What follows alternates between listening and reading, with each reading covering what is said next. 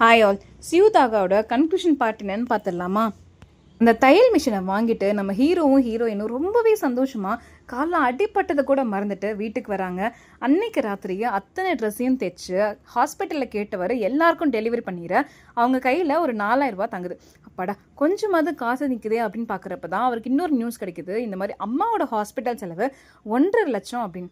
என்னடா அது, அப்பா சொன்ன மாதிரி அப்பாவோட பென்ஷன் பணத்தில் தான் கை வைக்கணுமா அப்படின்னு நினச்சிட்டு இருந்தவங்களுக்கு அந்த நம்ம ஹீரோவோட அண்ணா இருக்கார் இல்லையா, அண்ணா கல்யாணம் பண்ணிக்கிட்டவங்களோட தம்பி வந்து இந்த டாக்டர்கிட்ட பேசுகிறாங்க. ஸோ அவர் பேசுனதுனால நான் அந்த 1.5 லட்சம் வந்துட்டு ரொம்ப கம்மியாகவே குறையுது. அப்பாடா அப்படின்னு இருக்கிறாங்க. எதுக்குடா இவர் வந்து நம்மளுக்கு ஹெல்ப் பண்ணுறாருன்னு பார்க்குறப்ப தான் ஹீரோவும் ஹீரோயினும் சேர்ந்து ஒரு மேக்ஸி ட்ரெஸ்ஸை ஸ்டிச் பண்ணியிருப்பாங்க இல்லையா, இதே மாதிரி ட்ரெஸ்ஸை அவரோட கார்மெண்ட்ஸில் ஸ்டிச் பண்ணணுங்கிறதுக்காக இவங்களை தந்திரமாக கூட்டிகிட்டு போவாங்க. ஆக்சுவலி இவங்களோட லைஃப்பில் எப்படின்னா நம்ம பிஸ்னஸ் பண்ணணும் அப்படின்னு தான். பட் அங்கே போய் வேலையாட்களாகவே சேருவாங்க. ஏன்னா நிறையா மண்டையை கழுவாங்க.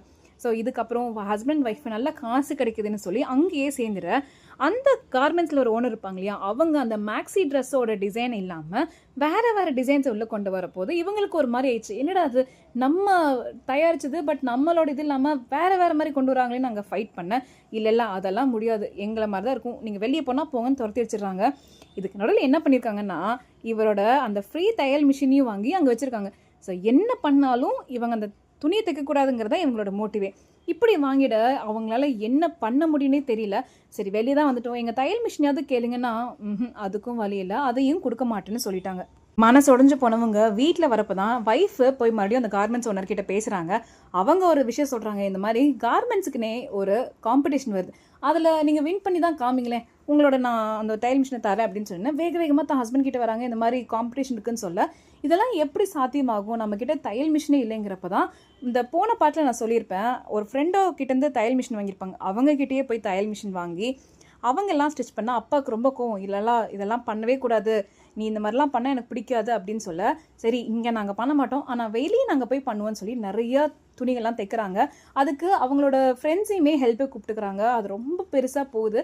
ஸோ அந்த ட்ரெஸ்ஸஸ் எல்லாம் காமிக்கிறதுக்கு ஒரு டெஸ்ட் இருக்கு இல்லைங்களா, அந்த ஃபர்ஸ்ட் ரவுண்ட்லேயும் ஜெயிச்சிருவாங்க. ஃபர்ஸ்ட் ரவுண்டில் இல்லாமல் செகண்ட் ரவுண்ட்லேயும் ரொம்பவே சூப்பரான ட்ரெஸ்ஸெலாம் ஸ்டிச் பண்ணி மாடல்ஸாக அவங்க ஃபேமிலி மெம்பர்ஸே உள்ளே இறக்கி ரொம்பவே சூப்பரான ஸ்கோரில் அங்கே வின் பண்ணிடுவாங்க. கடைசியில் 50 லட்சமும் கிடைக்க தான் மட்டும் இல்லாமல் தன்னை மாதிரி இருக்கிற எல்லா குடும்பமும் வின் ஆகணும் அப்படின்னு சொல்லி இலவச தையல் பயிற்சி, நிறைய பேருக்கு வேலைன்னு சொல்லி அவங்களோட லைஃப்பை ரொம்பவே முன்னேற்ற பாதையில் கொண்டு போவாங்க. அது மட்டும் இல்லாமல் ரொம்ப கஷ்டப்பட்ட அப்பா அம்மாவை பெரிய ட்ரிப்பெல்லாம் அனுப்பி அவங்க லைஃப்பையும் சாட்டிஸ்ஃபையாக என்ஜாய் பண்ணுவாங்க. ஸோ மறக்காமல் இந்த படத்தை பாருங்கள், கமெண்ட்டில் சொல்லுங்கள். பாய்.